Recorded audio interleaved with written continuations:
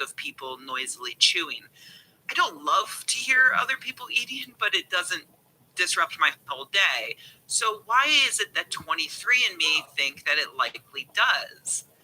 Well, that's European ancestry, like me, and they found that 20% of them hated the sound of people chewing. And you watch this channel, so you probably already know that correlation does not equal causation. The amount of data spread across the population nor rule mere coincidences. It's probably not random chance if there's absolutely no genetic for the hatred of chewing at all.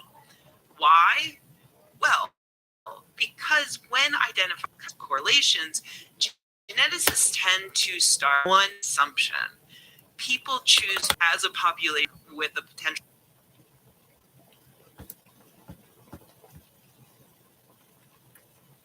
where you just go home with whoever. And after he ran out of ideas, he turned to the academics at his local university. A multidisciplinary team was assembled, led by a theoretical physicist who was sure that they could find a solution. Back to the farmer in triumph.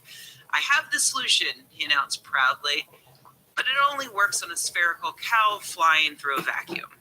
The spherical cow illustrates the problem many fields have in simplifying complicated real-world problems enough that they can better understand them, but not so much that their final conclusions are completely useless.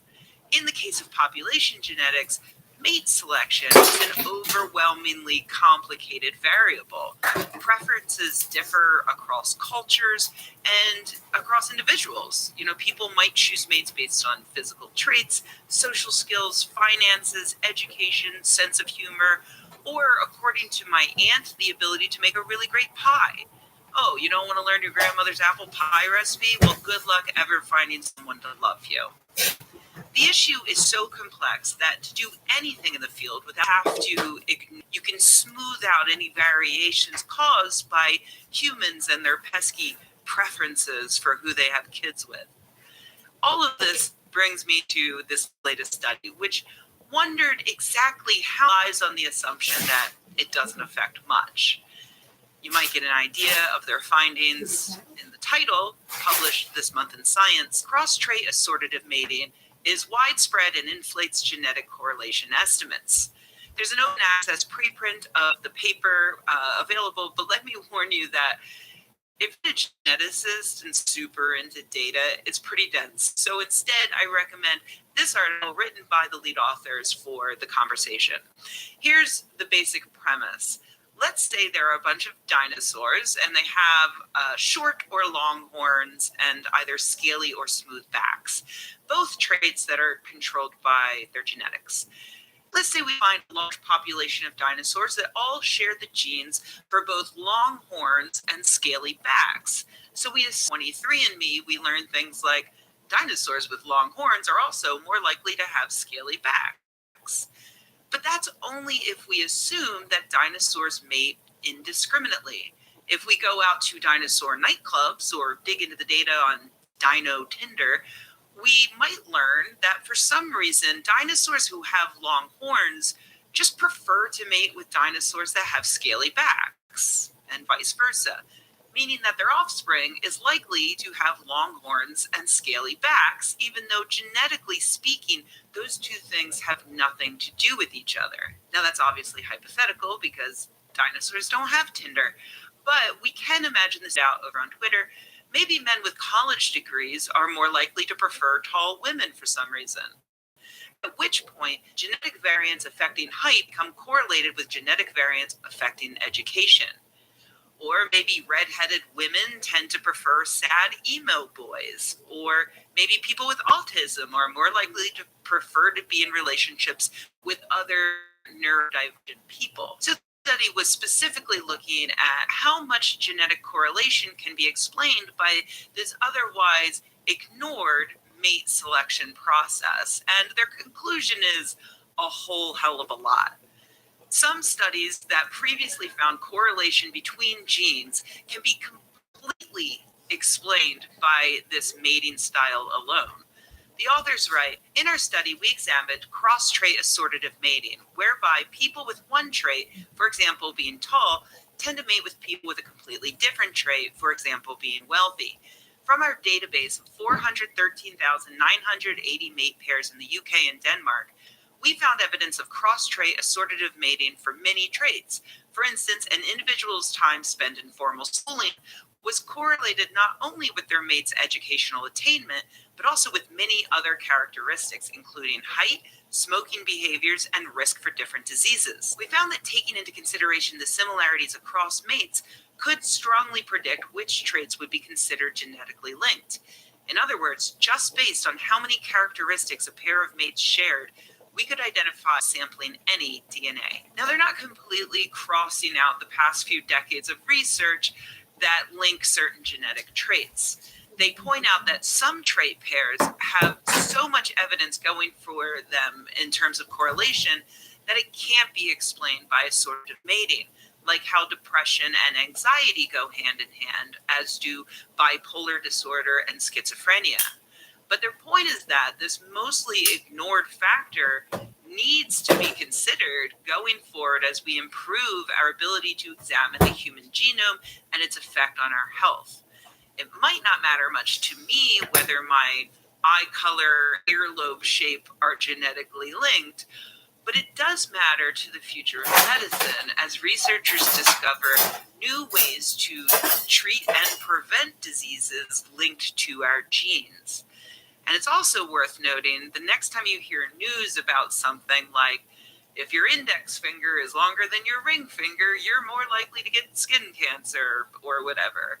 It's complicated, so wear your sunscreen, but don't panic about it.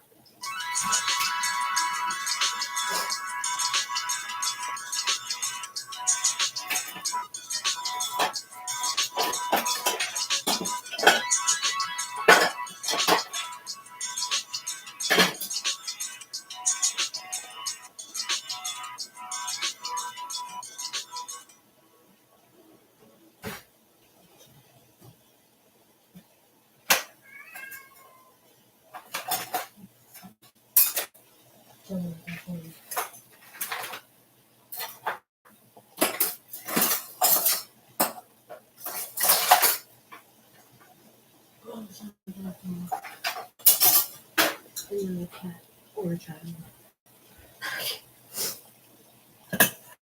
You know what I found outside of it?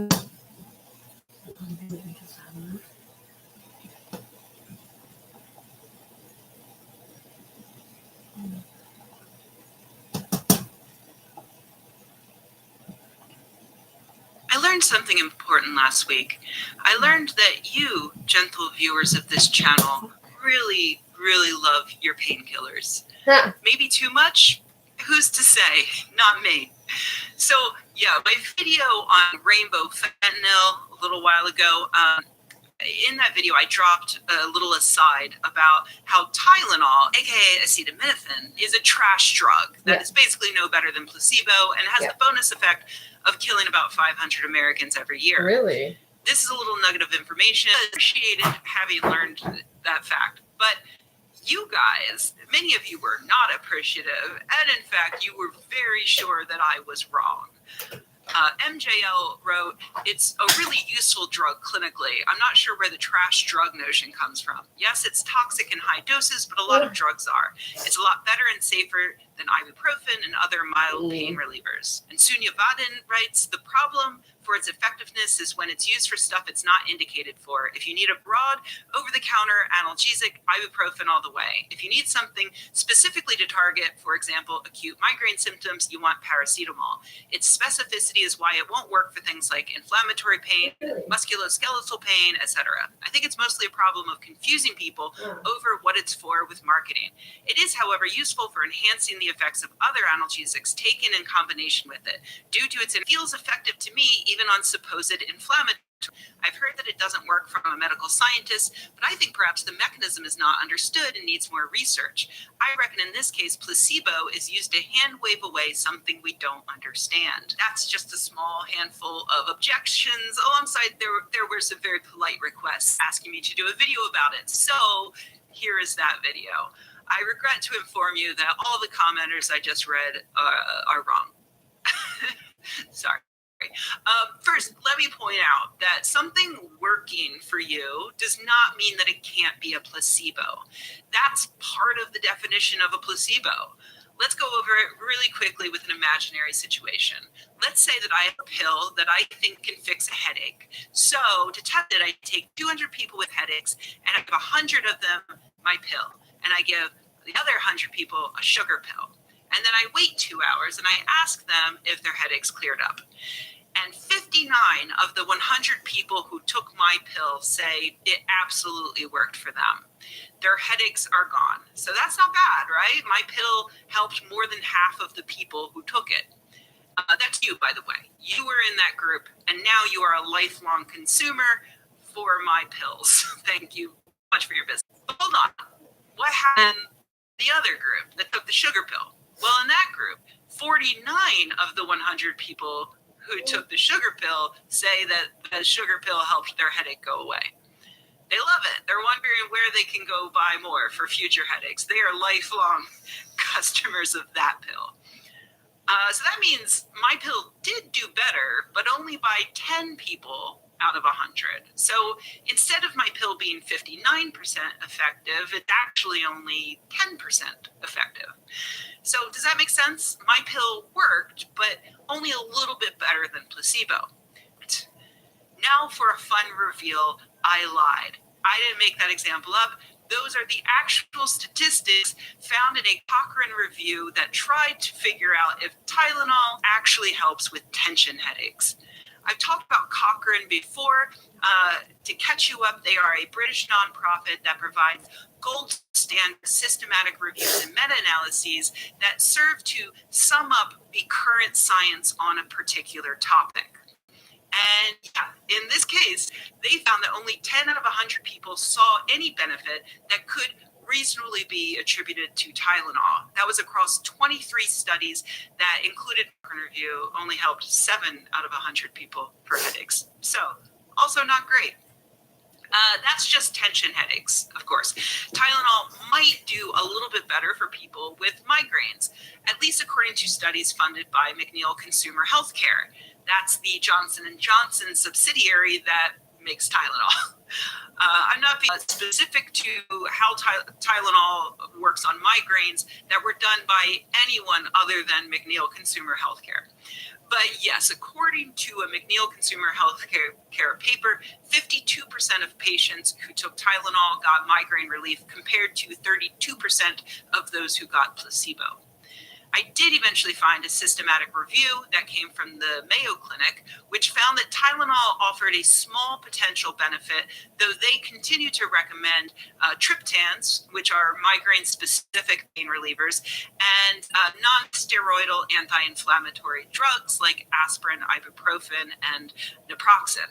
Technically, by the way, Tylenol is an NSAID, but it's so weak that it isn't categorized as such by doctors, but immediate adverse side effects. Although they do specifically also point out that Tylenol is long-term toxic to your liver, which I will get to in a bit. Another systematic review looked at Tylenol in combination with aspirin and caffeine, a commonly used cocktail for headaches. They found that combo did perform better than placebo across several studies, though as you can see, it varied wildly how much better it performed. 4 times better in a few early studies, just a tiny bit better in later studies. Those later studies found 35% of people got better after 2 hours with Tylenol compared to 26% of placebo. Not great. So it might work a little bit for migraines, but probably not as well as the drugs that are actually created to help with migraines. That's why one British medical journal editorial takes. And that, I'm sorry to say, is where the good news for Tylenol ends. Yeah, that was the good news. The rest is pretty bleak. To quote from that same BMJ editorial, paracetamol at doses between 500 and 1,000 milligrams is in the least effective quartile of drugs for treating acute postoperative pain. Paracetamol at doses up to 4,000 milligrams daily is ineffective in back pain. Paracetamol at doses up to 4,000 milligrams daily is practically ineffective in arthritis. Though marginally better than placebo, paracetamol has little chance of achieving clinically meaningful benefit in osteoarthritis. No review evidence that paracetamol works for dysmenorrhea, which is peer review after review. Tylenol / acetaminophen / paracetamol is just not very good at helping various types of pain. Toothaches, backaches, surgical pain, colds, you might as well just take a sugar pill.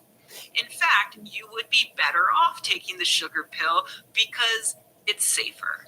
As I stated in the previous video, Tylenol is responsible for 500 American deaths every year, but there's way more.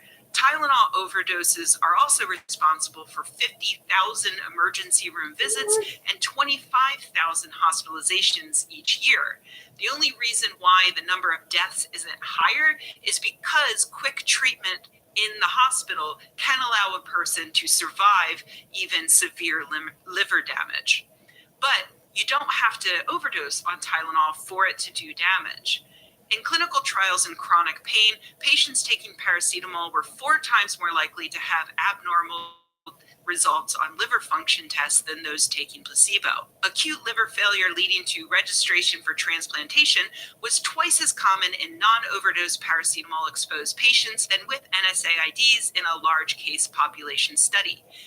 And a systematic review of observational studies found that compared with people not taking paracetamol use, especially at higher doses, was associated with increased mortality, cardiovascular adverse events, fatal or non-fatal myocardial infarction, stroke or fatal coronary heart disease, gastrointestinal adverse events, gastroduodenal ulcers, and complications such as upper gastrointestinal hemorrhage, and estimated it fucked up the kidneys. Basically, that's what that means. Therapeutic index is a ratio that scientists use to compare a drug's effective dose, how much you need to take to get the benefit, and its toxic dose, how much you need to severely injure you or kill you. And the further those numbers are from each other, the higher the TI, not to be confused with its cousin, fentanyl, has a TI of 33,000, which is really good. You know, you only need a tiny bit to feel better, but you need a whole hell of a lot to overdose on it. Meanwhile, cocaine closer to the amount that you would take to overdose. So, where in that range does Tylenol fall? It falls down here, below cocaine. Tylenol has a therapeutic index of about 10. And that's actually a pretty optimistic number because I've seen some experts pin it around 3 or 4, especially before they lowered the recommended dose back in 2011. All of this isn't to say that other painkillers don't have their own drawbacks. I can't take ibuprofen, for instance, and other similar drugs because they tend to aggravate a painful chronic condition I have called interstitial cystitis. So when I have a headache or a backache, I just deal with it. I just put up with it. Lots of people are allergic to various painkillers. NSAIDs tend to aggravate the stomach. So please don't start arguing in the comments about, well, at least it's better than Advil or whatever. There is no universal better. There is only what is right for you and your specific health concerns. I'm not a doctor. I'm definitely not your doctor. I'm not telling you to stop taking Tylenol or any other drug. If it's working for you, if a doctor suggested it, great. I just want you to know what the data says. It's important to be informed. If you've been taking this drug every day because you think it's harmless, since you could just go into Costco and buy an entire bucket of it right off the shelf, maybe it's time that you talk to a doctor about whether or not it's really helping you, because if it's not, the downsides are pretty bad.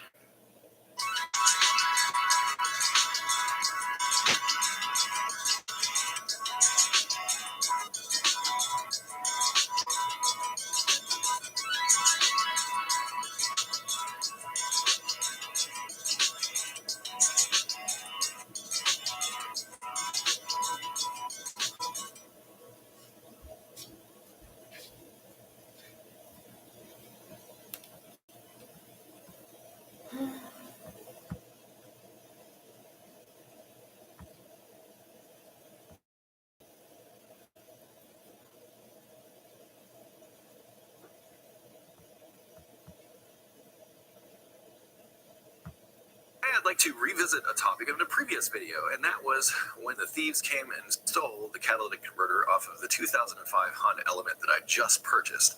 I caught them on the shop cameras right out in front of the shop, took them 5. They stole that catalytic. So they're very practiced at what they do, and it's unfelt. But palladium and rhodium, especially right now, are going for stupid money. And that's because of a worldwide shortage. And also the demand is very high. Metals mainly come from South Africa, from what acted by the COVID virus. And as a result, the world supply of is scarce. So as to make new catalytic converters. Just to put it in perspective, I think the price of rhodium changes every day, but there is high demand across the world for these metals. And that's the reason right now are the hot commodity. And it really spiked right around September or August of 2020.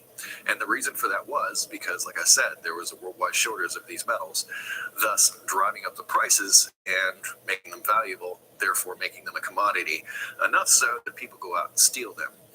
Now, I've sort of looked into it, and I surmise that they're getting anywhere between $100 to $300 per converter that they're turning in. Beyond that, I'm thinking the people that are buying these converters have to be making money somehow.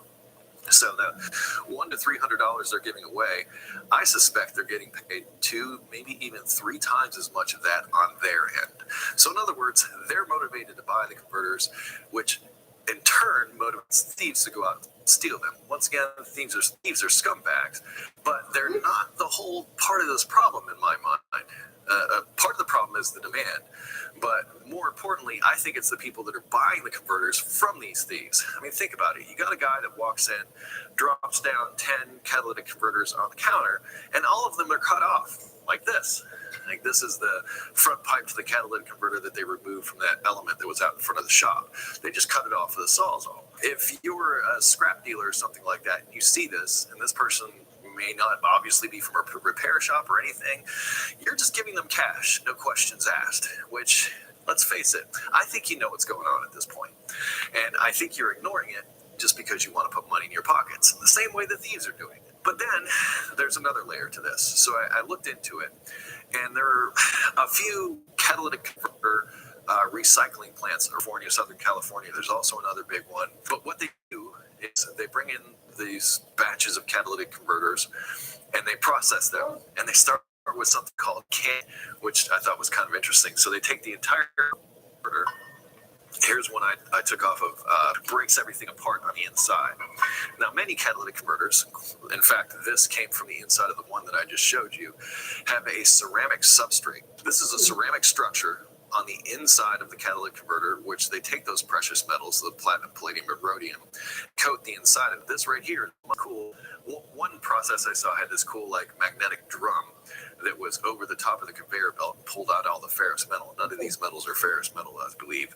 Anyway, pull out all the ferrous metal, which is like the casings to the catalytic converters. Then the rest is sent off to be processed. And some processes involve like a chemical process. Some of them involve heat, but basically they break it down and take all the precious metals out of this stuff and out of the converters, and then turn around and resell it. Or some companies actually make catalytic converters. So not only do they recycle them, but they also make them. So they take those raw materials that they just got, turn around, process them into new products, and send them out the door. So my conclusion with all this was a couple of things that are helping to perpetuate this. Well, first and foremost, it's the price of those precious metals.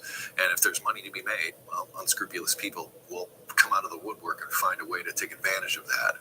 And I lament those scrap dealers and things that are ignoring the fact that, you know, this guy obviously doesn't have a repair shop or anything, and, you know, here he is setting all these catalytics out on my counter, and I'm just going to give him money and not care because I'm also going to make money.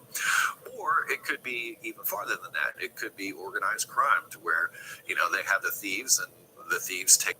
Or a third option is, like I said, there's a world demand for this stuff, and I will sell in converters, and they get shipped off to some other country to be processed and those precious metals to be used. I can't exactly point fingers anyway. I'm just doing internet research, but this is basically what I found out. There has been a move to combat this, the money trail, if you will. Certain states and certain municipalities have enacted laws that limit I think the amount of catalytic converters that you can sell, also that you have to submit a photo ID in order to sell a catalytic converter, some proof of provenance, I think, along the way in order for you to do it. I even read somewhere that there was something about rather than paying somebody cash for a catalytic converter, what they would do is they would put a 5-day hold on that money and transfer it directly into a bank account. I think those are that. I also reached out to my friends at Pull.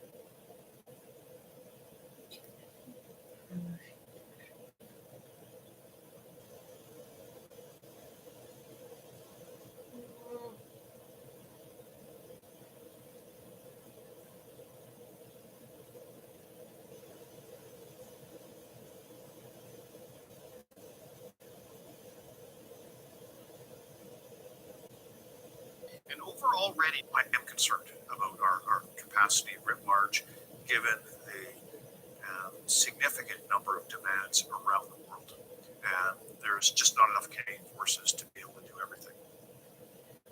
That was Chief of the Defense Staff, Wayne Eyre, speaking to my colleague Murray Brewster. So, how does the military expect this new strategy to help boost recruitment levels? Major General Lise Bourgon is the acting chief of military personnel. So Major General, I'd like to start with the need for this. Why the need to extend eligibility to permanent residents? Yeah, thank you, David. That's a really, really good question. And I know that all of you have been watching and hearing our Chief of Defense talking a bit of the issue that we have right now with reconstitution. I mean, we're tracking that we're about 8,000 short of new members, which is about 10% of our effective strength.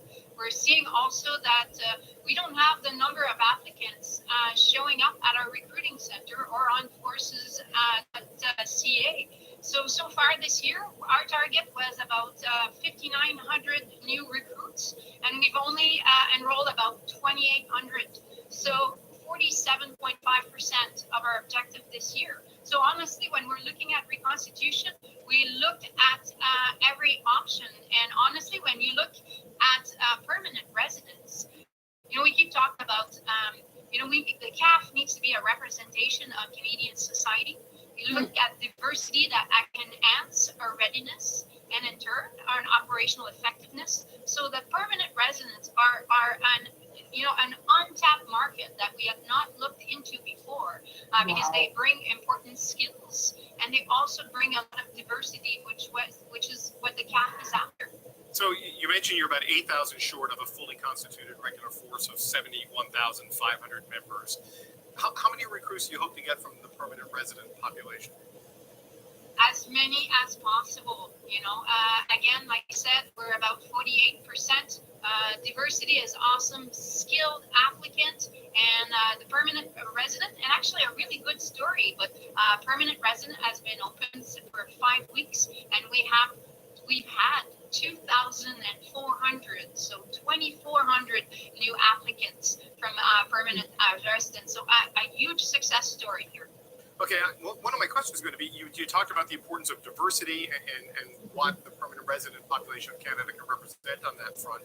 But some permanent residents, due to the circumstances in their country of origin, might have a bit of a mistrust for the military. So how do you overcome those particular obstacles when reaching out to new target population? Well, I think, I think it's a super good consideration. I think we need to tap into the different community, the elders of the community, looking at the diaspora, discussing with them. We need to, there's a lot of work that we're doing at CAF with our culture evolution. And honestly, we need everyone to help us to be more diverse. So there's all kinds of things that we've put into place in the last 2 years. And hopefully those good news are coming across. But we need everyone to come and help us more diverse, more inclusive, because we need that capability for the future. Because you have this capability challenge while you're also going through this cultural transformation. And I wonder how much of an obstacle is the need for the culture change to dealing with the capacity gap. I mean, can you fix your recruitment challenges sort of before you fix the cultural issues that everyone from the chief of the staff says needs to be done? Yeah, it's like the chicken and the egg kind, and we need to do. Yeah, and it's a good question, but we need to do both.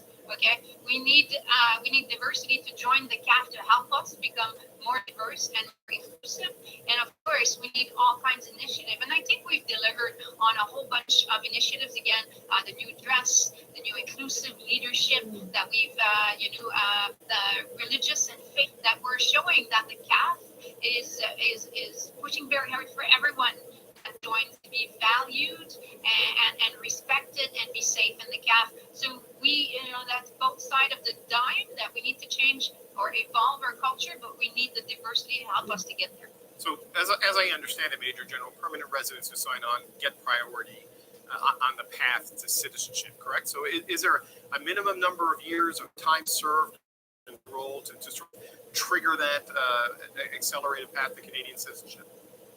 Well, I think, and again, IRCC would be better than me to answer this, but from what I'm tracking is 5 years for your permanent resident to your Canadian citizenship. But any permanent resident that joined the CAF will be, after the 5 years, will be brought accelerated for their path to Canadian citizenship. So it's good news for them, and it's really, really good for us also. Are you worried, though, that it becomes a 5-year commitment then, that maybe people see this as a path to the front of the line on the citizenship thing? I mean, obviously you would want to invest in the training of a soldier to last beyond the 5 years. So I guess recruitment is one thing, the retention component is the other part of it, right? So that it's not just sort of a skip to the front of the line. Yeah, indeed. And, I joined the military a long, long time ago to get a degree of free education. And I was going to go and quit and join the civilian market. And it's been 35 years and I'm still in. So I think that if we get them through the door, we'll get them interested and they will have a great career. The CAF has so much to offer in making a difference, the training, compensation and benefit, the adventure, the camaraderie. It's a great career, and I think the first step is to get them into the door, keep them. Okay, Major General Lise Bourgon, thank you so much for your time. Thank you very much, there, David.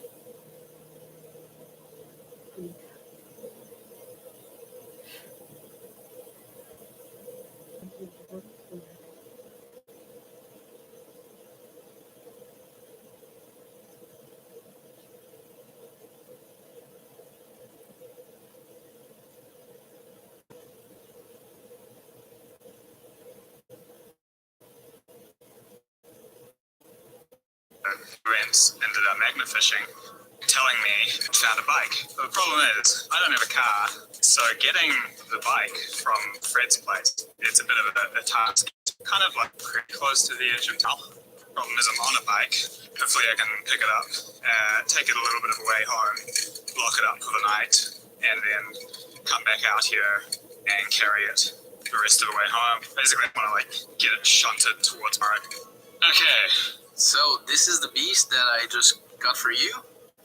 It's almost new. It is. Not even rust on the chin. There's not even rust, and I've tried it. Works perfectly. Man, the tires are even popped up. It was in Boucherville. Oh yeah. The same concrete pier that I was. Yeah, I remember seeing that video. Well, I've got something for you, by the way. Oh, for real? Rousse de Pointe-à-Corbeau. Et saison libre. Super nice. The frame's the right size or anything, but I've got a friend who's a bike mechanic, and he's gonna. I'm sure there's something to do, but I've tried it, and the seat is really comfortable. Yeah. It's surprising with the springs. Yeah. Because at first I'm not Je suis pas habitué de faire ça avec ça, non? Mais oui, non, c'est vraiment confortable. Oui. Le siège là. Oh, et puis Ouais, ça a l'air d'être en plus d'une bonne marque. Celle royale. Royal Seat, so. Alright, so here we go. Riding along, doing the old guy with a bike. I think my hand is gonna get real sore. I thought I saw my old sister-in-law for a second there. Okay. What are you doing these days since breaking up? Just outside the lake. Honestly, so far, so good. Way easy. I thought I was going to have to carry this bike over my shoulder. I was having a moment of like, my whole not driving car thing can very occasionally be inconvenient. And this was, I thought, going to be one of the moments where it's like, just today, really wish I had one. Seems to be pretty good. I seem to have lucked out. I'm like biking from about as far out of town as I would ever go, and look at what I've got. You know, this is real nice. Fred told me that he was magnet fishing in the States. I went a weekend. What? At the Let me know. Shit, I probably need to push the button here, don't I? Oh, look, I'm on the route there, which is the provincial bike trail. So my friend Carl introduced me to this bike mechanic, Elaine, and hopefully Elaine will help me fix this or do the repair. Although, honestly, my winter bike is actually in worse condition than this bike. See you next stop, bike shop. Totally walked the wrong way here. Fuck. It's really muddy. Yeah, so I just walked across the muddy front yard instead of, Salut. Je suis pour le workshop pour le vélo.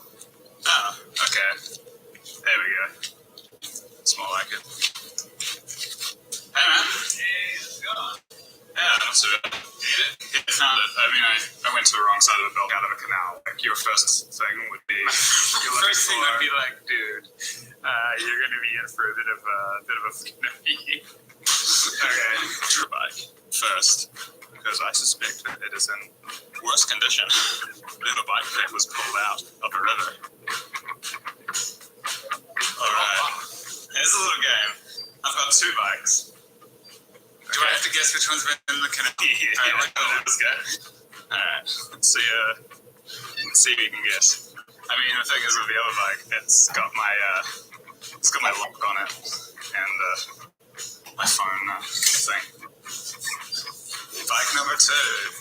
Wait, so one or both of these have been in the canal? One of them has been in the canal, And the other one came and from... one of them I've just had for a long time, without servicing it. Uh-oh. Well, let's take it one at a time. My first impression is neither of these bikes has been in the canal, so already we're looking at it's not like it's like overgrown with algae. First things first, we're gonna see if it sees. The first thing that I check, because otherwise everything kind of, a lot that like follows the fact that your seat post might be stuck. Just all right. So then we check your wheels, your drivetrain. Feels pretty untrue, but close brake mechanism works. Someone has covered the name brand. I wonder what name brand it is. Interesting. Is that what's going on? Yeah, for sure. They've covered all the logos. Okay. To make it less likely to get stolen and dumped in the canal. Did not work very well, I guess. I'm looking at the way that it's been built up, and someone clearly put some time and effort into making this into like a really nice city bike. And so there's like an actually really expensive cell phone mount here. So this bike is actually, okay, all right. It looks like a perfect winter bike, honestly. Okay. Yeah, it's kind of, I love this bike. It's it's the one that I'm emotionally attached to. It's great. Yeah. All right. Put this aside for now. This bike, I am very intrigued by, knowing that it came from the canal. It actually came from Boscheville. There's magnet fishing in the river, Boscheville? Yeah, there's Like on the islands, or they've got a new pier. we're taking bikes and riding them off the end of a pier and like into like 20-foot water, and to dive down to get them and like bring them back. Like my mom was a real fan of that. First thing that I'm seeing here is that this is a Mikado. That means this bike was made in Quebec. Asti kryzę tabarnak, skali ze wiarze. Wow, Mikado is the old house brand of La Calde, which is like an outdoor sporting supply store. So already I'm like really interested. This bike has some weird stuff going on here.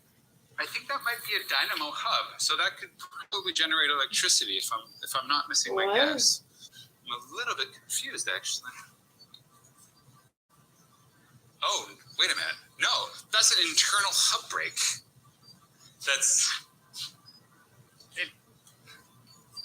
I don't think I've ever seen something like that. That's really exciting. So if you look here, this hub here, it's got this like whole assembly here. That means the other bike you had when you pedal backwards, there's like a disc inside here that expands and brakes. Similar concept here. They're like up inside of this hub here. But I don't think I've ever seen one like this. Wow, and you've seen a lot of bikes. I've seen a lot. Like, do you see how nice that brakes? One thing I'm wondering, gravel bikes is not like original to the frame. Those are really nice tires as well. So it'd be super comfortable. It absorb a lot of the bumps. From Montreal, that's great. Before I get too excited, I'm actually like totally expecting this not to be seized. This thing is interesting. Stronger. Mechanic, leave only footprints. Oh, that's the worst. You get to a bike, you're like excited for it. You're like, awesome. I've had myself. I'm like, build a bike for myself. Then I get like an hour into it. I'm like, oh, I should check the seatbelts working on that bike. And then I gotta go see a friend to maybe torch it, but that ruins the paint down here, and so it just becomes the whole thing. So something I noticed is like, I know a reasonable amount of it. This just doesn't look like a pedal I'm used to, the way it flops down. Yeah. Like, what's going on there? So my suspicion is old style racing shoes, bike shoes that you could have that would have like kind of like just fit on there, all steel, no plastic. Like, the bonus on this bike are nice. Will the brake be a problem because of it being odd? Like, will servicing it be an issue? I suspect this thing will outlive you or I. Honestly, it cannot have been in there for very long. There is no visible rust on this anyway. The wheels seem... Actually, it's like right on the edge of needing to be replaced. Probably good for the rest of the season or something. Oh, yeah, it's not going to explode on you. I suspect my winter bike needs more work. I don't think I've seen a stem that's large in my entire life. But like, it feels to me like this was installed to make this work for a taller person than this frame is meant for. Or it could have been like part of the original design where they wanted like a really small frame for whatever reason. Yeah, it's like 49 centimeters, so that's really on the small side of things. Medium to high quality steel frame. It's way more comfortable because it flexes. Aluminum's super rigid. It transmits shocks. I don't like it for touring. There's a kind of a retro vintage aesthetic. Steel is real, You have one brazon on this side. That's to be able to mount a rack of something. But it's only on one side. So there's something special about this bike that I'm really curious, actually. CT200. Wonder what it was made for. Very curious. Built in Canada, not Japan. So probably late 80s. Belgium. It's like doing some detective work to figure out what the hell is going on with this bicycle. Is this something that you kind of enjoy? Like you've seen a million supercycles from Canadian Tire that are pieces of shit, and then you get something that's like a little bit off the beaten track like this. This is wild. I don't understand. Where did this bike? This must have been in someone's garage, just sitting there. Maybe some teens were like, let's go steal bikes and ride them off the pier. I've heard that some kids do that. I've heard some kids do that as well. The biggest thing, the reason that I can't keep riding Pixies is I need a bike rack because I have this camera gear and I kind of need the panniers, We have all this giant store of used parts. Sometimes we have the rack, but like not the mount. So what do you sell? Exactly, yeah. Okay. Yeah, we've got this also Mikado here, this beautiful Mikado. Okay.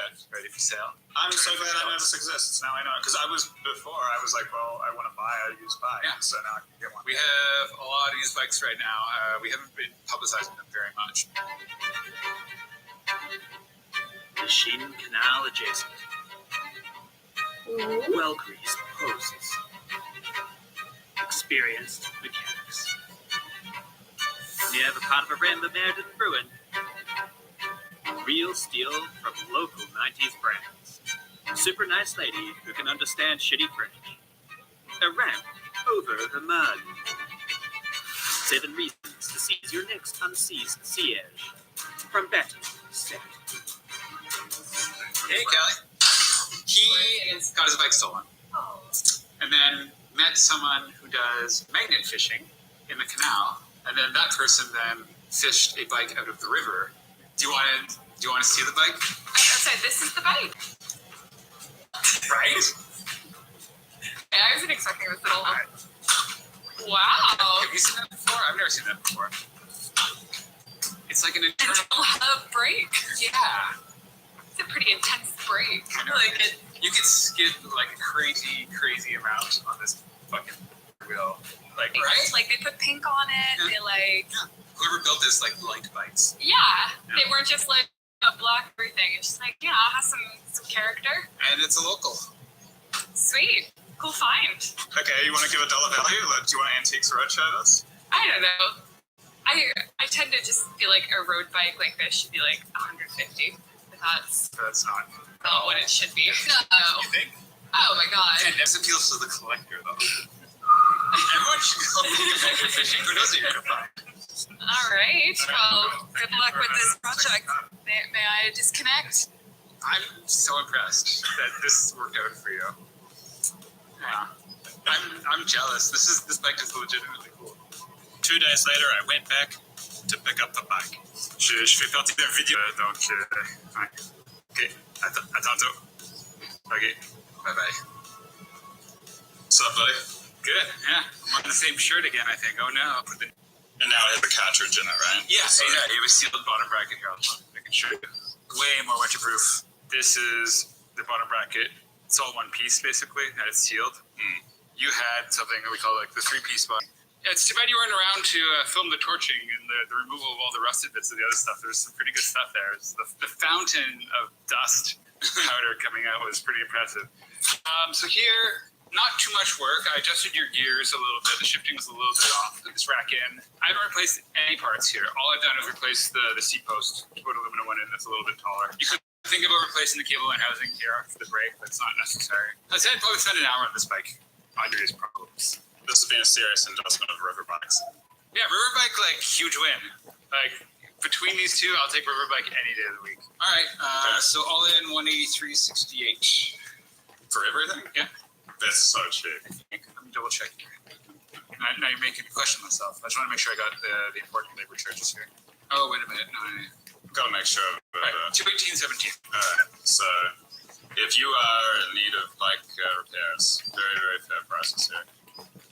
And a great service. I even got a running updates of the amount of rust. Not even halfway there. Thanks, man.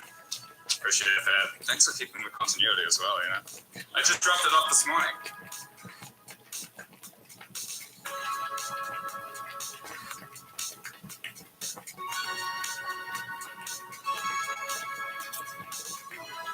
Okay, this bike.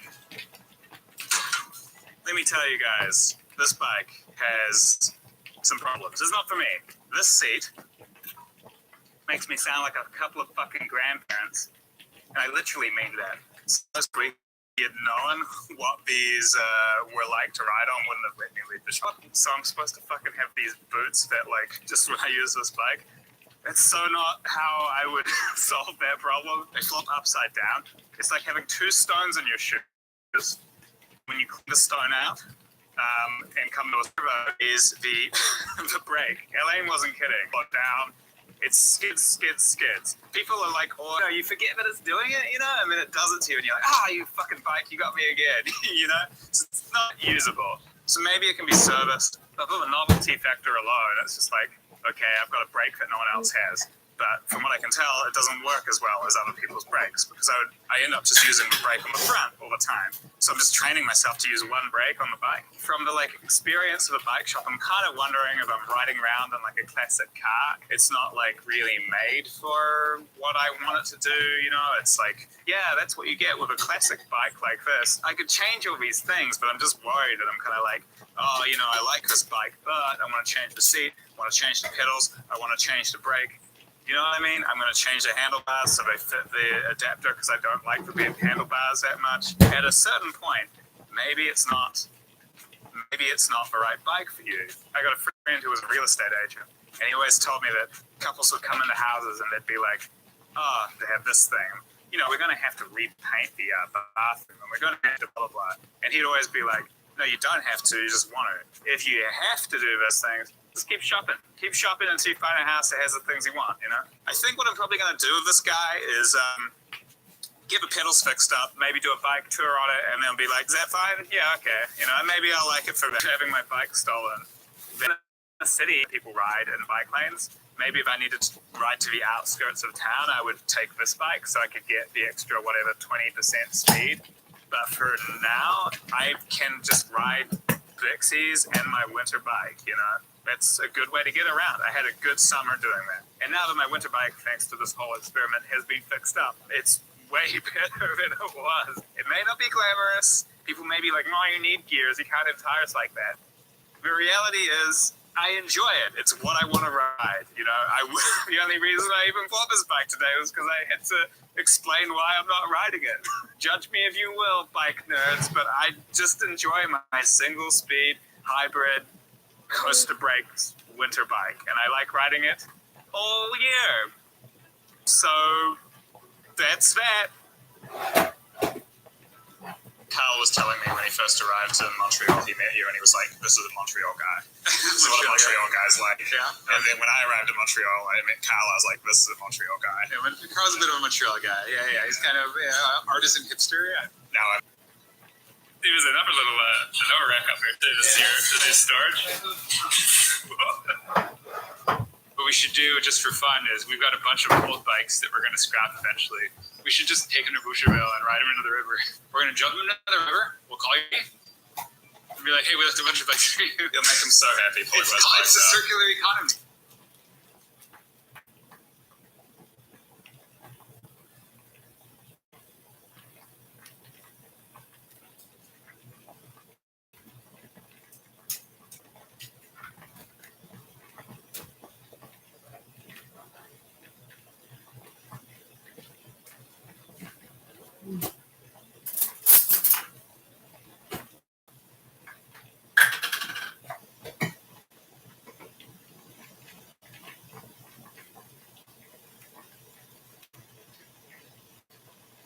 COVID emerged in China 3 years ago, and ever since, that country has had probably the tightest restrictions anywhere.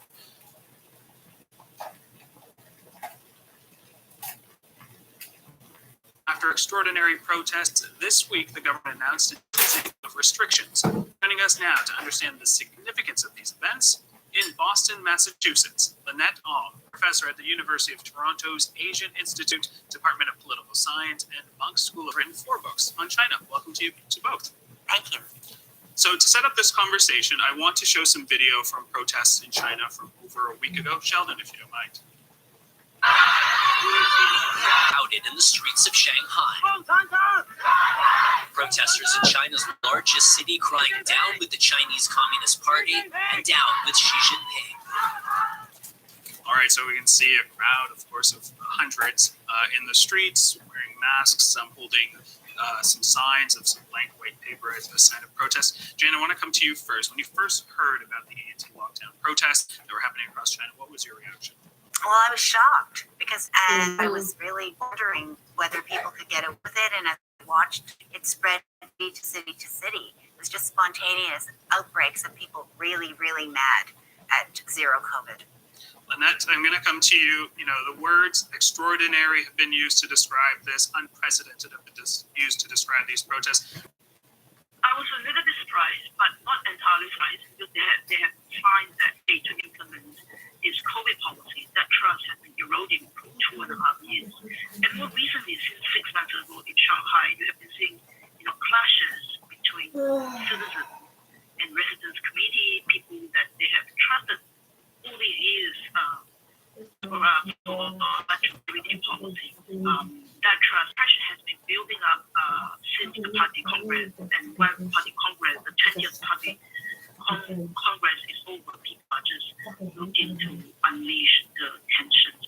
I'd like to pick up on what Lynette said about the party congress. That was in the fall, And the reason it's significant is because the leader of China, Xi Jinping, doubled down on zero COVID. People were sort of crossing their fingers and wondering if he would announce a relaxated. These demonstrations breaking out everywhere at the same time was an apartment building fire in Urumqi, which is in Xinjiang in the northwest of China, where the Uyghurs are the minority. And people died in their apartments because the exits were padlocked and the fire trucks couldn't get close enough to the building to spray the upper story. And they couldn't get close because the cars were in the parking lot surrounding the building, and they had been in lockdown for 3 months. So the car batteries were dead and they couldn't move it. So when people died in Xinjiang, I think at least 10 people died in the fire. People across China who don't necessarily identify with the Uyghur minority problems, they all went, we could have died too, because we are padlocked, we are locked down. You know, our doors are welded shut.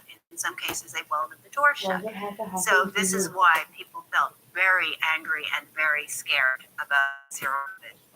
Lynette, I want to come to you, and I'm prefacing this from a Western perspective, as someone who has probably I've never seen the images that I'm seeing right now from what we're seeing in China.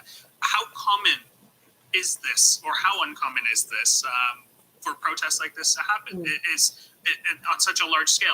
From what I've been reading and understanding is there have been other protests, maybe not to this size. Right. So to contextualize it, there are hundreds of thousands of protests in China every year. So protest happens on an everyday basis in China. But the nature of protests in China has been usually one about values. Like my house has been illegally demolished, my company owed me wages, they couldn't pay me properly, and then I go out there to protest.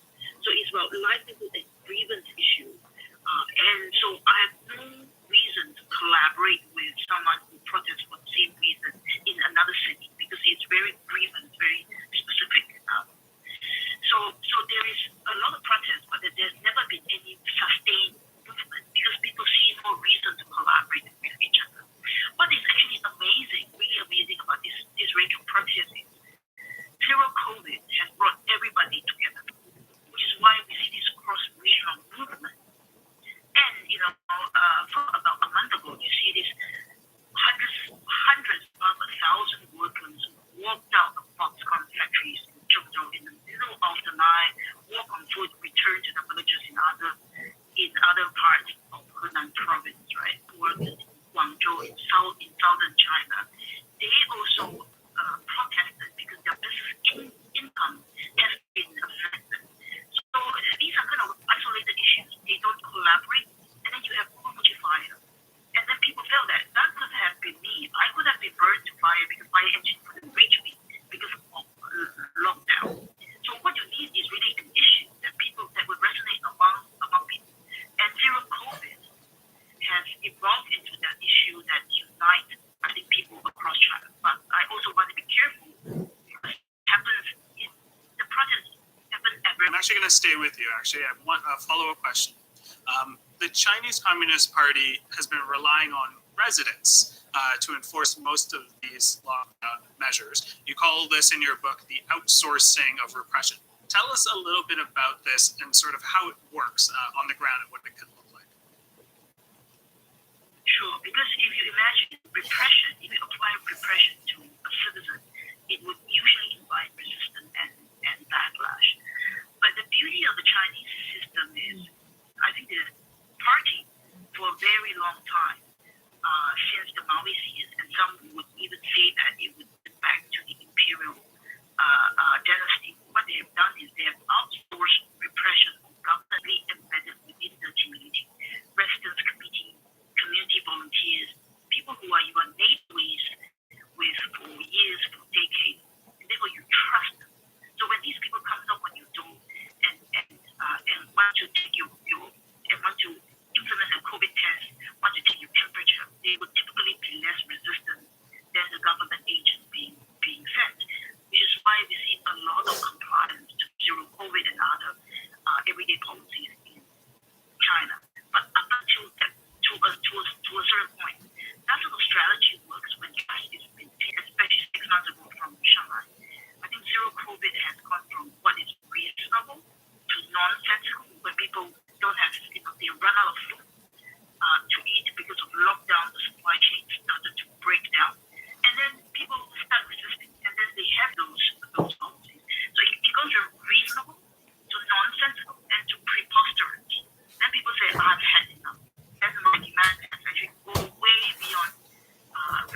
having lockdown. I want freedom. I do not want it. PCR COVID test. People started to ask for the Chinese Communist Party to end its rule and for Xi Jinping to step down. That sort of slogan is shocking. It's shocking to China observers. It's very shocking to China scholars because we have not heard it since Tiananmen. And even in Tiananmen, I don't think people say, but this time around, they have really articulated it explicitly. Jen, you were in Tiananmen Square. I was in Tiananmen, and I also lived in Maoist China. When Lynette talks about the neighborhood committees, I experienced that. And I actually think it was more repressive in Maoist times than it is today in China. Even though they have, when I was there, you couldn't do anything. Everybody knew everything, and they watched you, and people didn't have phones. But if you got a phone call, it was a neighborhood committee person who ran to get you. And then they would sit there and listen while you talked on your phone. So, but I think one thing I'd like to say is the lockdown in China made a lot of sense at the very beginning of COVID. Of course, the first signs of COVID came from China. They locked it down, and it was a good idea. It was like we were trying to do here when we wanted to flatten the curve, and our health authorities said, please stay in. But in China, it was coercive, and they were trying to do that, and it was smart. But what they didn't do was they didn't start vaccinating people. We vaccinated people here, and it wasn't coercive. In China, it's so coercive that if you have a dog, you can't take your dog out for a walk. So people were putting down diapers on the floor. And as Lynette said, some people didn't get food. Some people were separated in their families. If somebody was infected and the others weren't, they would actually take you away. They would make you stay in quarantine facilities. Now the new policy is you can stay at home now. So it was so brutal in China. And it just, as she said, it didn't make any sense. And I think another catalyst was the FIFA World Cup, when people in China were watching the stadium full of people, and they're going, well, how come cities? So it didn't make any sense after 3 years. Lynette, so much time and energy has been put into China's zero COVID policy. Even after the protests, some analysts were not predicting that the communist government would pull back. But earlier this week, that's what they did. They had a change of heart. Was that surprising to you at all? So we can see the relaxation of restriction and two things. I think it is predominantly a political concession because there has been a lot of resistance, even after Xi Jinping to step down. Political concession. But building up to that, economic numbers have been declining. Unemployment rate has been going down. It has been going up, and youth unemployment is as high as 20%. And a lot of local governments are in debt. They actually do not have money to buy any PCR COVID tests. So the central government has been under a lot of pressure for a long time, and I would see this recent wave of protests as a concession. The other way to see it is government response. People have gone out there to make noise, loud noises, and therefore the government is responding. I would actually rather prefer to see it as political concession. But the problem with political concession is you give people the perception that what they are asking for is actually legitimate. So the logical to take things to the street should they not like the way COVID policy evolve in the near future. So I think Jinping is actually taking China down to what I would call a path of no return. Things that would evolve from here would be rather unpredictable because the government has taken extraordinary measure and people will just respond accordingly. Well, I think it's shocking. I have never seen a government in China respond this fast. I am really surprised. And I think most China watchers are shocked. We didn't expect this. I didn't know what the response would be by Xi Jinping because I couldn't see a good way out. If he tried to crack down, it would be really hard because they're not organized. Prestige to this, And at the big party Congress in the fall, when he took his third term in power, he staked his reputation on zero COVID. So to me, it's very significant that he's had to back down. And, you know, I don't know what's going on at the top echelons of power, but I bet there's a big fight. That's what I think. I want to get a better understanding of how this sort of change of heart and relaxation changes things on the ground. Do you have a sense of what that will look like? Well, it's already started changing. They're changing the kind of tests they use. I think they're going to rapid tests rather than PCR. PCR tests are not accurate because you test positive long after you're infectious. So they're acceding to that. I think they're going to start vaccinating. They're starting that again. I think they need 3 vaccinations using the Chinese vaccine. They're letting people quarantine at home because they would shut down the whole, you know, and when I say district in China, you know, some of the districts are bigger than most Western cities. So, but aren't you, Lynette? I think it's very surprising they've done this fast U-turn. You know,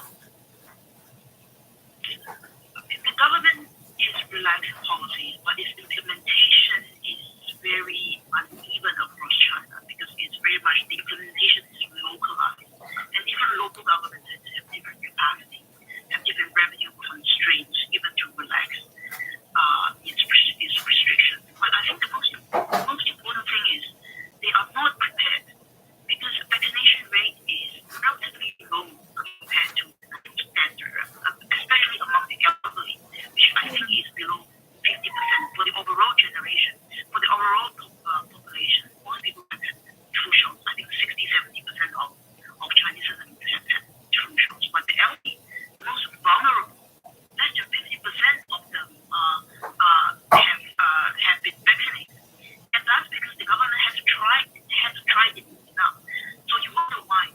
Because, you know, this is a government that could launch political campaigns to everything, from eradication of poverty to redistribution. Of course, they have the capacity to force people and jab them.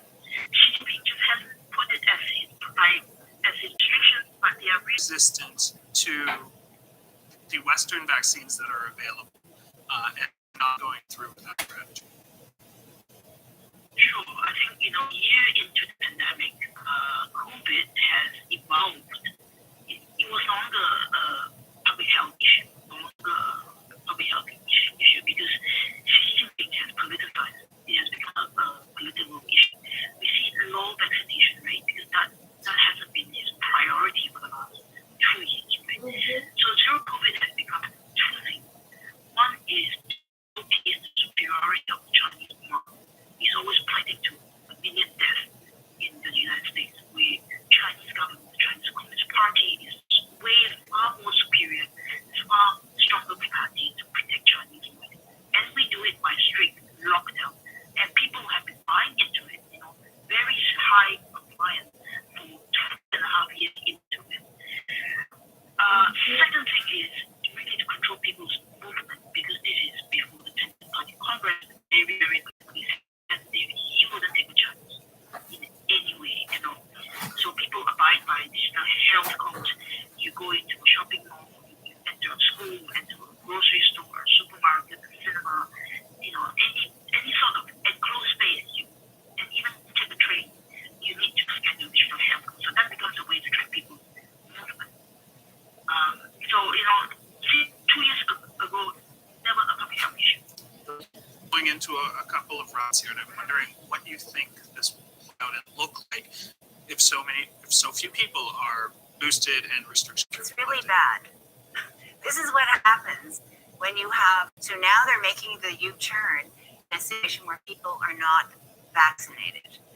And we're coming up to the Chinese Lunar New Year when everybody starts getting on trains and going home.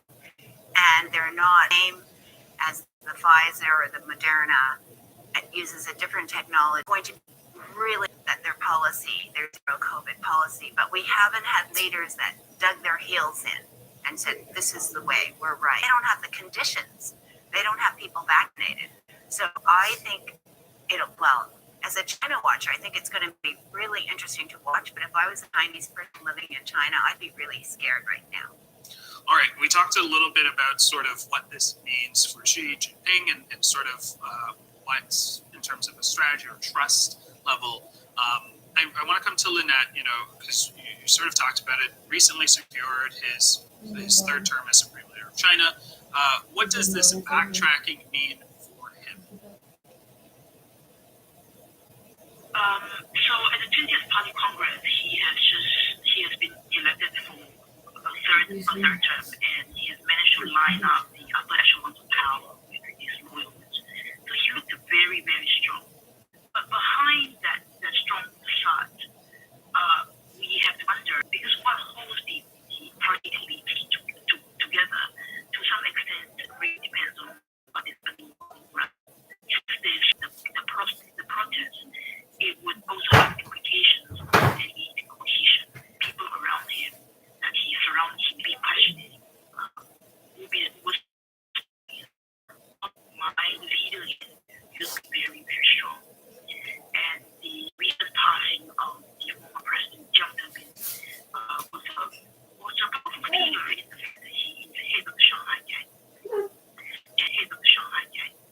And he presided over a period where China saw very rapid economic growth, remained very powerful in China, and some of them princelings, what we would call red aristocrats, good family, good party background, and now they have accumulated a lot of wealth. So the combination of the two, these are going to be major forces that I would imagine. Jen, what does it mean for them?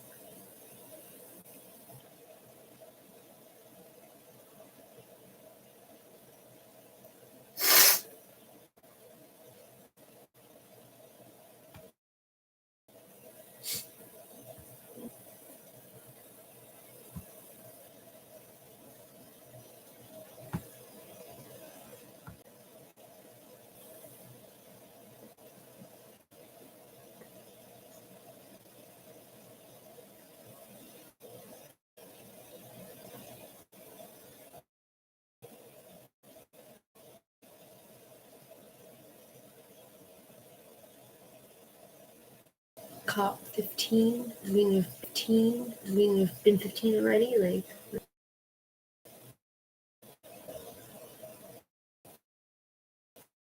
He has passed a bill making an oath to the Green Pass, where the oath is constitutional. We've reached Frédéric Bérard. He's a professor at the University. Welcome to what reaction to this bill being adopted? Heard that this bill is constitutional. There might be concern about it, which says that unity is necessary to anything that could. What is the sentence? As you might know, we don't translate things in QM&As don't have to swear allegiance to the king. They used to. Itself, nationalists get one that if more. So they're not swearing right now. It's just, there's that one line. So it becomes optional to swear allegiance to the king. And there's nothing else in terms of taking an oath. There's nothing else involved. Not at all. I mean, the section 1 of the bill, as I said, and we don't have any other mention of whatever might be relevant. As you said, like swearing allegiance to the people of Quebec or whatever. We don't have any more details within the bill. So in my opinion, it's a bill that has been like pass very, very quickly for political reason, like pass very, very quickly for political reasons, obviously. And it's like Constitution. The Constitution don't really care about it, and the but I feel kind of like if you are an elected representative, you have to take some kind of oath and swear allegiance to something or someone or the people you represent. No. Whatever we like, maple syrup, hockey. Yeah, well, actually, we need somebody to challenge it if we want to have the court cannot, just decide whatever. Maybe the Monarch Association, but we spoke together. Is that it's a constitutional lawyer?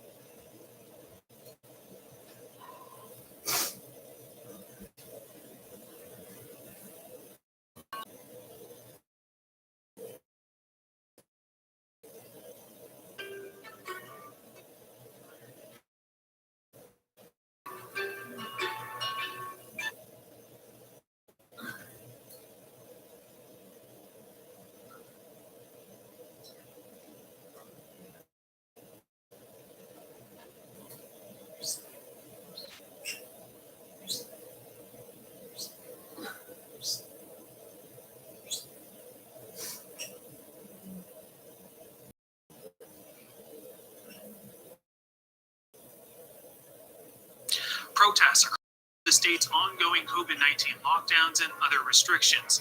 Tonight, how that led to change in the country's project. And from immigration and labor shortages to medical assistance in dying, we've got the agenda's week in review. It's Friday, December 9th, and that's all ahead on the agenda.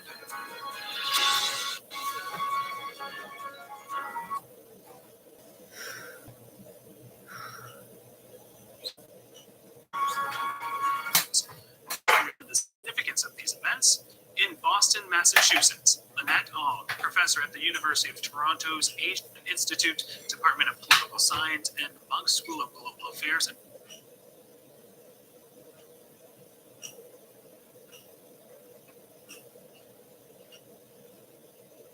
Public Policy, whose new book is Outsourcing Repression, Everyday State Power in Contemporary China. Correspondent at the Globe and Mail from 1980.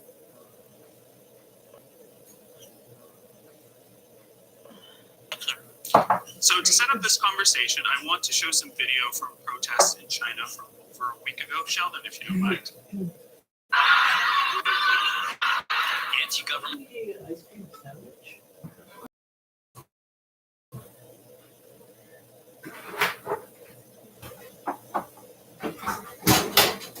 And slogans that were once now shouted in the streets of Shanghai.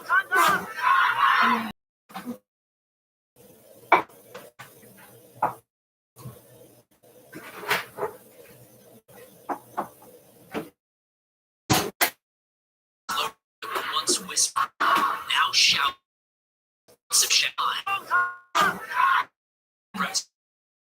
Large crime down these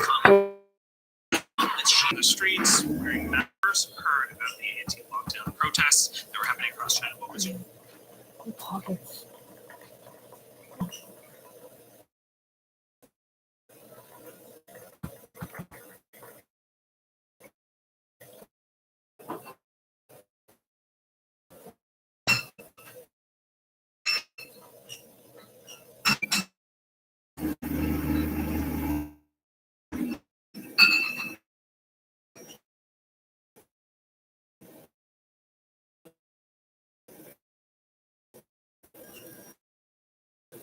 Large.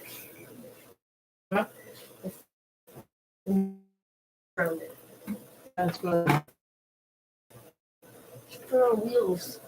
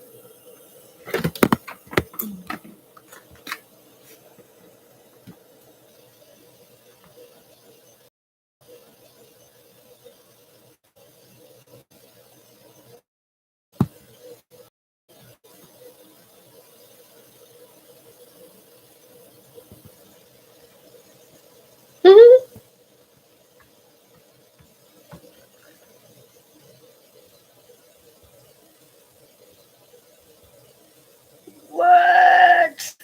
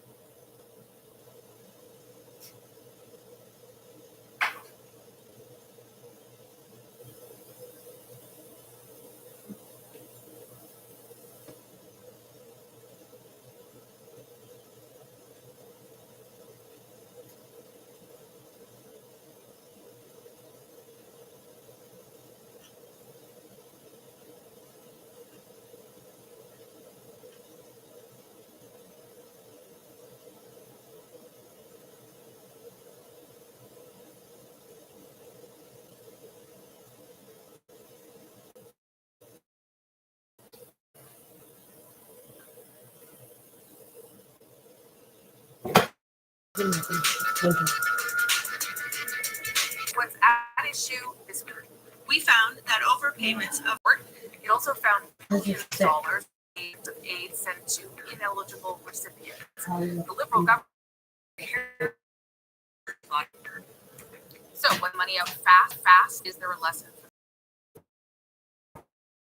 They got $211 billion out there, and then they made an error at 4.6 billion of those. If they prices was loaded out where the Liberals stepped in it, because really it was an unforced need to go. They gave the opposition more ammunition to turn this into, a 2-day story, a 3-day story, when it would have been, I think a 1-day story maybe. Yeah, that was the Minister of National Revenue, Minister Leboutier. Sean, do you make of what the article had to say about the speed with which the government did this, but also the amount of money overall, because it was 4.whatever billion for CERB, but it was a much bigger number when it came to overpayments writ large. Oh, I wish we'd unwrap So not great. But I am curious to know what a conservative government. I think most people understand the crisis of getting a good approach to just ask questions later. The problem is they didn't ask the questions later. They didn't ask the questions up front, and they didn't go after them afterwards to verify how much the money had gone to whom, how much had gone to people who didn't deserve it. The audit, she says, needs to be investigated. I think that the government's defense now is to say, for their rather lackadaisical approach, was to say, well, we can't go after everybody to get the money back because it wouldn't be worth it. Well, okay, fine, you know, absolutely everybody. But it's not just about getting the money back. It's finding out how much do we actually know who didn't deserve it. If it's at the $4.6 billion level, as awful as that sounds, I agree. That's a 2% loss rate. If it's at the $32 billion level, that's a much worse catastrophe. Another question we need to find out, we were warned a year ago that it might, that would put rather a different color on it. To poke about in this is perhaps not entirely coincidental. Just to poke about, Althea, given they've got some of that, but do you think that's realistic, Althea? That the argument is being put forward by the AG, and saying that the argument is being put forward by the AG and not actually by the Conservative Party or any other opposition party. There is $4.6 billion in overpayments. Then there's at least, the AG says, $27.4 billion in money that may have gone to individuals and employers who were eligible. And the AG is basically saying it's fair of everybody being treated equally. That doesn't mean that the government can't put. So AG saying you should after all who likely cheated, and the government is saying, well, we don't have the resources for it, so we're just going to go on people that we mostly unlikely to have been ineligible. So different visions. One saying, well, you know, some of the people want to put the resources to it. It's not just that. The government in its legislation gave itself only 36 months to go after people who are likely ineligible. Nothing, we don't, not just that. The government in its legislation itself only 36 months to go after people who are eligible. Nothing is preventing them giving themselves extension. Bring forward legislation that says that we need to do it. The dental care plan, for example, is giving our CRA 6 years to go and give itself more time. Like, it's frankly really strange that women, and it's only AG who's up there saying, hey, you're following your own rules. Well, maybe they will after. Yes, that's a real awfully good point, Chantal. Well, Oh wait, Andrew then Chantal. Just to reiterate, hope and pray it's nowhere near that amount. No, is that I've fallen under the impression that the CRE does pick and choose and doesn't go after everyone that it suspects, not because there are not more than it would be a squandering of resources, a non-precedented event. Maybe elsewhere within the federal government, maybe not. Last word to you, Ellen. I'm with Chantal on that. I think the government's larger problem is impressionistic, right? It's sort of the notion of our issue to pursue it or not. And I think right now, given the approach, entire amount, and sort of bringing the whole account to the table, I think that is the bigger problem. And that is the opening that they give to the opposition parties to that laid back attitude. The Mississauga Lakeshore by-election is set for this. The riding was Liberal MP Spiegelman stepped down in May. Have not held it since 2011. Elections are often seen as referendum. Friend Aaron Weary that coined that term. Let's bring in at issue Chantal, Levine, Althea, and Andrew, and we're sort of riffing off of. It's not important to the makeup of the House of need to win if they're going to form a government. And indeed, it is a writing that the Conservatives won under Stephen Harper in 2011 when they won a majority government. Now, over the three elections that followed, they managed to get 36 to 40% of votes. So the Conservatives are competitive. One hold it. Of course, yes, it is the first test of Pierre Poilievre's tenure as Conservative leader. So at the very least of his communication strategy, the under the radar, let's not talk to mainstream media as part of his campaigning for the. I think it, but for sure, one momentum at least within his own party, and the loser will have to deal with a bit of a morale issue. Momentum at least within his own party, and the loser will have to deal with a bit of a morale issue. And Althea, they're concerned about nothing John Charles saying. Big that was right for the taking. This story we're not talking about, but about the contract to basically a company owned by the Chinese government. Security infrastructure for the RCMP, so a big black mark on government there. But part of Mr. Poilievre's strategy is to depress liberal voters. And you can't depress liberal voters if you don't talk to them. So if you're only sending out tweets and Facebook posts to people you've already converted or people you are so disgusted by politics that don't jump to the polls, it's a failing strategy. So it was very interesting to hear him take advantage of that issue right before.